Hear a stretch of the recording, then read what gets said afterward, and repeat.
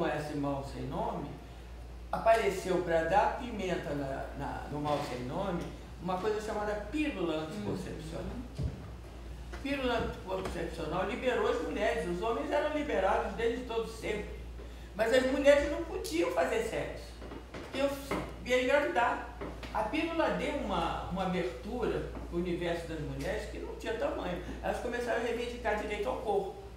Foi nesse momento, quer dizer, uma mistura de pílula com um momento adequado, com uma certa energia que circulava naquela hora, Vietnã, negros, e pílula, e o livro da outra foi pum! Aí foi uma coisa muito forte, mas extremamente forte, tá?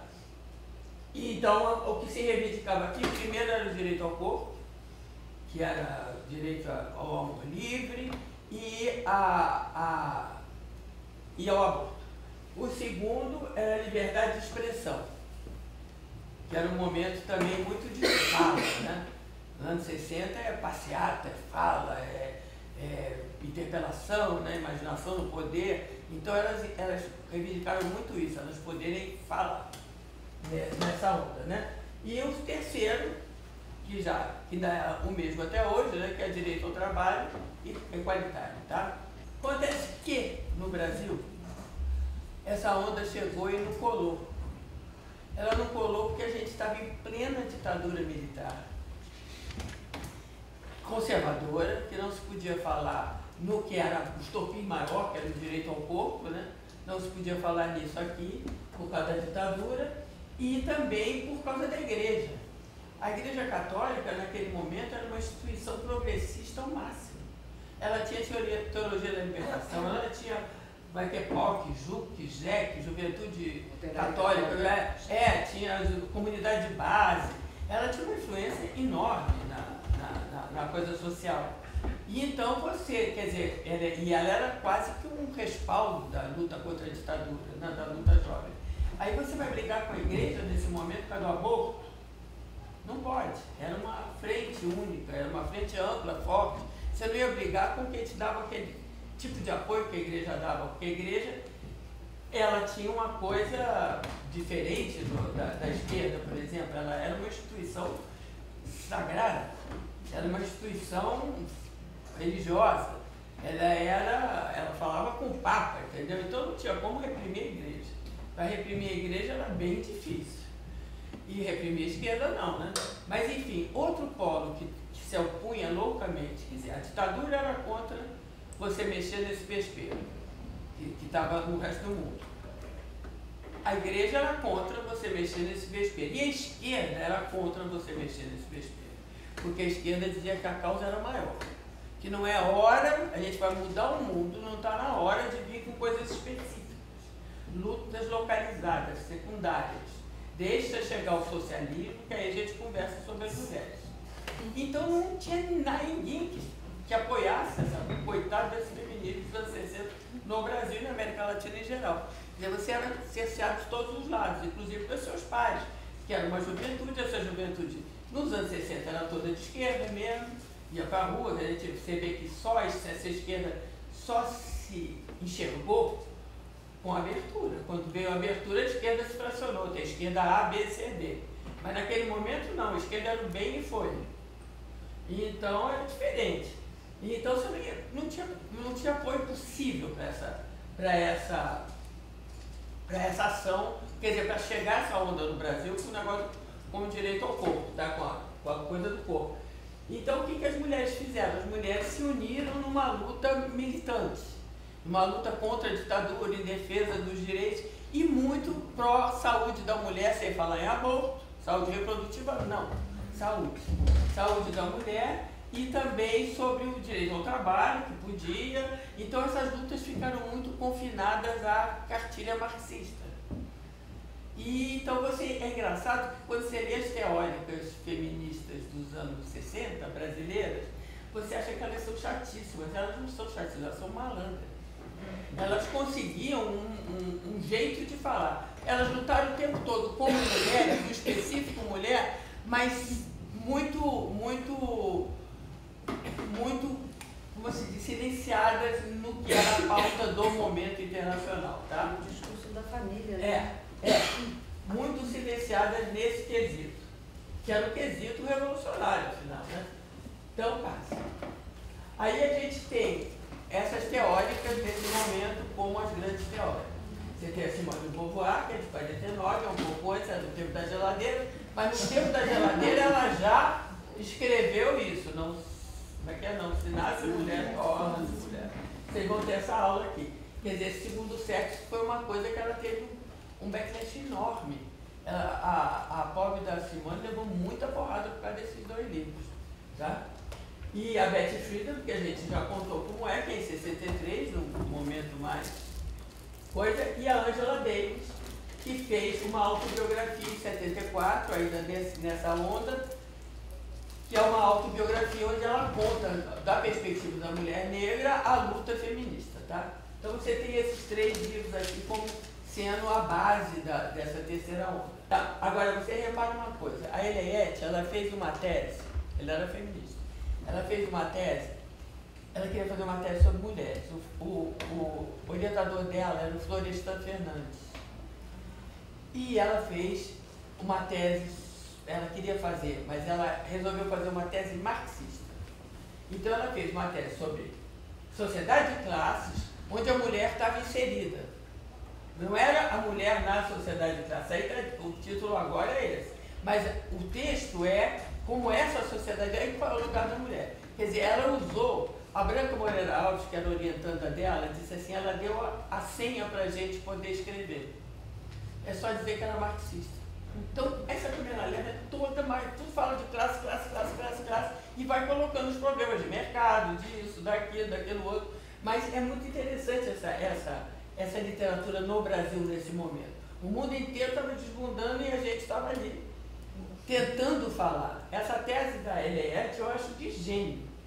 E ela, durante a coisa, isso é conhecido, durante a defesa com Florestan, ela disse que não era uma tese feminista, era uma tese marxista. Quer dizer, era um jeito, e os filhotes dela todos, que eram muitas, embarcaram nessa coisa da senha marxista para poder falar. Vamos lá. Aí vem a terceira onda, a gente está chegando mais perto da gente, onde a gente vai parar mais. A terceira onda é uma onda que faz uma reivindicação muito linda, que era a reivindicação do direito de interpretar. Tá bom, quero pouco, agora eu quero pensar, eu quero interpretar eu. Então, nesse primeiro momento, foi quando eu me interessei pelo assunto. Eu estava nos Estados Unidos fazendo um pós-doutorado e fiquei doida com isso, porque tinha um monte de mulheres dizendo horrores do Marx, mas era engraçado, do lado machista do Marx. Tinha um lado meio caricatural. Era o Marx, era o Freud, que era falocêntrico, era o outro. Foi uma leitura total das grandes narrativas, mostrando que nenhuma contemplava minimamente a questão da mulher. Hoje a gente faz isso, sim, epistemologicamente, mas mostrando que não contempla a experiência feminina. Porque, por exemplo, quando você produz conhecimento, você produz a partir de uma experiência social. Não tem outro jeito de você produzir o conhecimento. É só assim. E o conhecimento que a gente tem, a gente faz uma tese sobre mulher com Deleuze, Guattari e uma lista de homens. É verdade. E esses homens, eles traduziram, eles podem ser muito úteis, obviamente, mas você tem que saber que a experiência social deles é outra. O Foucault é um cálculo para o feminismo absurdo, ele é ótimo. Mas você tem que saber que ele não é você. Ele não está falando de você. Ele está falando a partir da experiência dele. Então a ideia de uma epistemologia feminista hoje é você conseguir escrever, e por isso que eu acho que o depoimento é importante, pessoal de primeira pessoa. Tem uma mulher chamada... Claro que eu vou esquecer daqui a pouco. Então a gente tem essa reivindicação que é o direito de interpretar e começa os famosos Women's Studies, estudos de gênero, estudos de coisa. É nesse momento dos anos 80 ela entra na academia. Ela entra na academia e se institucionaliza. Tá? Você tem no Brasil, agora vamos direto para o Brasil, no Brasil é muito interessante porque quem trouxe o feminismo para o Brasil, as primeiras lideranças, dos anos 60 e tal, 80, 70, foram mulheres que vinham do exílio. Aqui não. As que estavam aqui não entraram nessa. Eu também não fui para o exílio, mas fui fazer pós-doc e voltei feminista. Mas você tinha que sair para voltar, para ver essa coisa. Daqui de dentro não dá, não brotou essa necessidade. Isso é muito legal. Se você olhar, tem um estudo da Cynthia Sartre que mostra isso. A quantidade, as lideranças, vai olhar, tem o grupo de Paris que fundou o movimento não sei o quê, tem cada grupo da América Latina que fundou outro movimento feminista, e os movimentos feministas aqui todos vieram de fora. Isso é muito interessante para a gente pensar a lógica de poder no Brasil. Eu não vou entrar nessa agora, porque senão não chega lá.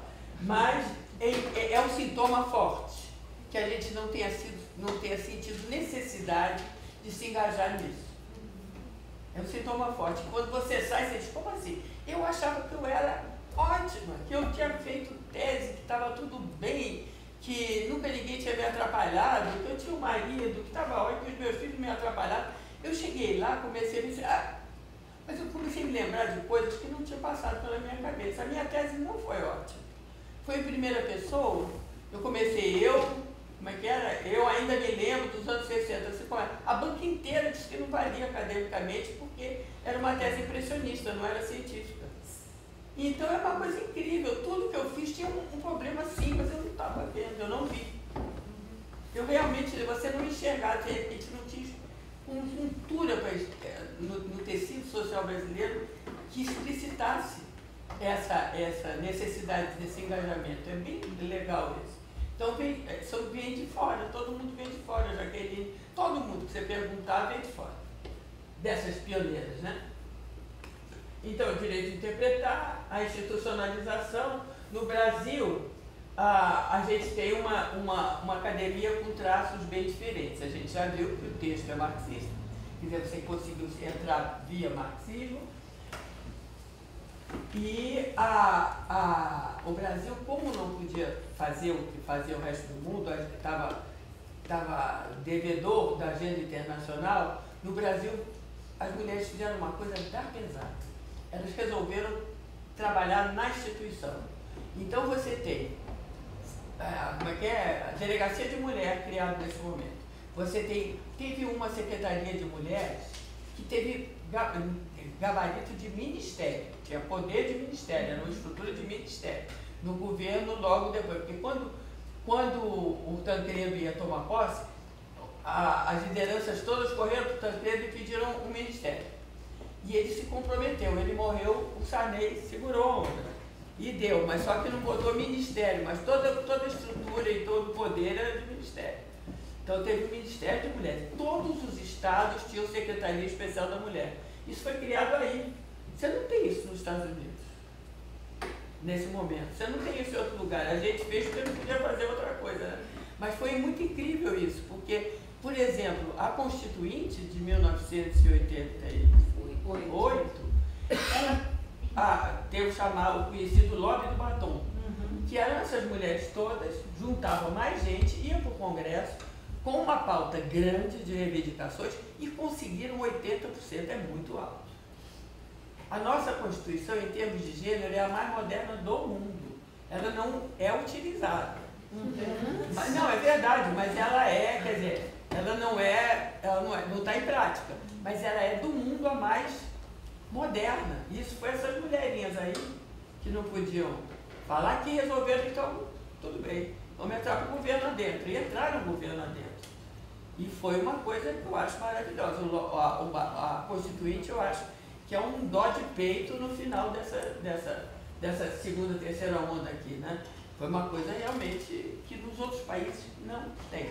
Nos outros países tem muita gente na rua, pelada, mas não tem. Essa coisa do Ministério da Mulher, sabe, essa luta institucional não teve.